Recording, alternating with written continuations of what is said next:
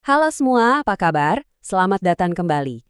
Nah, puasa Ramadan ya, ini kan salah satu pilar utama keimanan buat jutaan muslim di seluruh dunia. Tapi, pernah kepikiran nggak sih kalau perintah puasa pertama dalam Islam itu ternyata bukan Ramadan? Yuk kita bareng-bareng selami sejarah yang mungkin banyak dari kita belum pernah dengar. Yap, bener banget. Kalian nggak salah dengar kok. Sebelum ada perintah untuk berpuasa sebulan penuh di bulan Ramadan, ada puasa lain yang diwajibkan lebih dulu.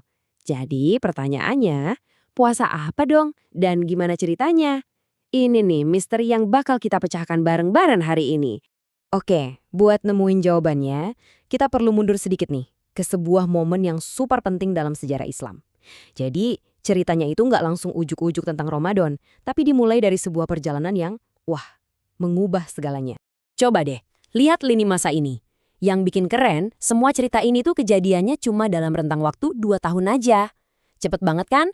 Kita mulai dari tahun 622 Masehi ya, pas hijrah, terus kita lihat gimana semua berubah total di tahun 624. Jadi peristiwa hijrah ini tuh bukan sekedar pindah kota biasa ya. Ini adalah titik awal lahirnya sebuah komunitas baru, masyarakat muslim di Madinah, yang nantinya jadi tempat lahirnya banyak banget praktik dan tradisi baru. Nah, sesampainya di rumah barunya nih, di Madinah, Nabi Muhammad menemukan sesuatu yang menarik banget. Beliau melihat ada sebuah praktik keagamaan yang udah berjalan di antara penduduk lokal di sana. Jadi lebih detailnya gini, beliau melihat komunitas Yahudi di Madinah itu lagi puasa di hari ke-10 bulan Muharram. Dan ini bukan kebetulan loh, ini tuh sebuah tradisi yang emang udah mereka jalankan dari dulu. Nah, puasa inilah yang kita kenal sebagai puasa Asyura. Nama Asyura itu sendiri kan asalnya dari kata asyara, artinya ya 10. Pas banget sama tanggalnya. Pastinya Nabi penasaran dong, loh, kenapa ya mereka puasa di hari ini? Ada apa emangnya? Dan jawabannya, ternyata akarnya dari kisah seorang nabi besar yang juga sangat kita hormati dalam Islam. Jadi ceritanya begini, komunitas Yahudi di sana ngejelasin kalau di tanggal 10 Muharram itu, Allah menyelamatkan Nabi Musa dan kaumnya dari kejaran Fir'aun. Nah, sebagai wujud rasa syukur yang luar biasa atas pertolongan itu, Nabi Musa pun berpuasa. Dan tradisi inilah yang terus mereka jaga turun-temurun.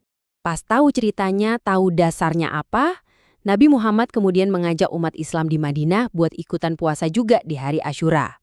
Dan inilah teman-teman, puasa komunal pertama yang diperintahkan buat komunitas muslim waktu itu. Keren ya, ada benang merahnya dengan orang-orang sebelum mereka. Oke, jadi puasa Asyura ini jadi praktek yang dijalankan umat Islam.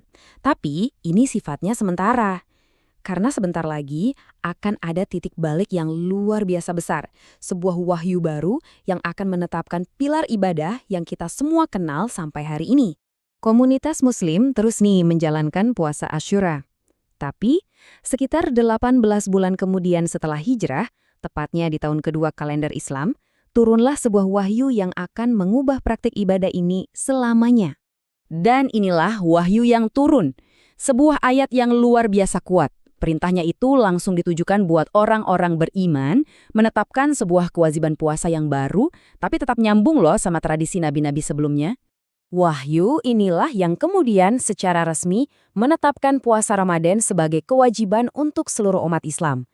Jadi, perintah baru ini menggantikan status wajibnya puasa Asyura. Puasa Asyuranya gimana? Nah, statusnya berubah jadi puasa sunnah atau puasa yang dianjurkan. Oke, biar gampang, kita bedah perbedaannya ya. Di satu sisi, ada puasa Asyura. Cuma 1 hari, inspirasinya dari kisah Nabi Musa. Di sisi lain, sekarang ada puasa Ramadan, sebulan penuh, dan ini perintah langsung dari Allah ke Nabi Muhammad. Ini tuh pergeseran yang fundamental banget, yang ngebentuk identitas ibadah kita sampai sekarang. Oke, sekarang kita udah tahu ya, gimana dan kapan perintah puasa Ramadan itu turun. Tapi, ada yang lebih dalam lagi nih, yaitu soal kenapanya. Apa sih makna spiritual yang bikin puasa itu beda banget dari ibadah-ibadah lainnya? Gini, dalam Islam kan ada prinsip yang indah banget ya. Setiap perbuatan baik yang kita lakuin, pahalanya itu bakal dilipat gandakan. Bisa 10 kali lipat, 700 kali lipat, bahkan lebih. Nah, pertanyaannya, apakah pahala puasa dihitung dengan cara yang sama? Ternyata nih, puasa itu punya tempat yang super duper istimewa. Pahalanya nggak dihitung pakai rumus yang sama. Jawabannya ada di sebuah hadis qudsi. Ini adalah firman Allah yang disampaikan lewat lisan Nabi. Di hadis ini, Allah bilang kalau semua amalan baik itu udah ada takaran pahalanya. Udah ditentuin. Tapi puasa, nah ini beda. Allah berfirman, puasa itu untukku dan aku sendiri yang akan membalasnya. Bayangin, pahalanya itu tak terbatas, nggak bisa dihitung. Ini nunjukin betapa dalamnya makna puasa ya. Jadi ini bukan cuma soal nahan lapar dan haus aja, tapi ini adalah sebuah tindakan penyerahan diri yang super personal, super intim antara kita dan Tuhan, sampai-sampai balasannya itu langsung dari Dia, tanpa perantara dan tanpa batas. Jadi, kalau kita tarik lagi ke awal, sejarah ini ngajarin kita gimana sebuah praktik ibadah itu bisa berevolusi. Akarnya dari tradisi masa lalu, terus disempurnakan sama wahyu yang baru. Pesan pentingnya adalah, di balik setiap ritual yang kita jalani, selalu ada kisah dan makna spiritual yang sangat mendalam. Nah, kira-kira pelajaran apa nih yang paling ngena buat kalian dari cerita ini? Coba deh direnungkan. Terima kasih sudah menyimak.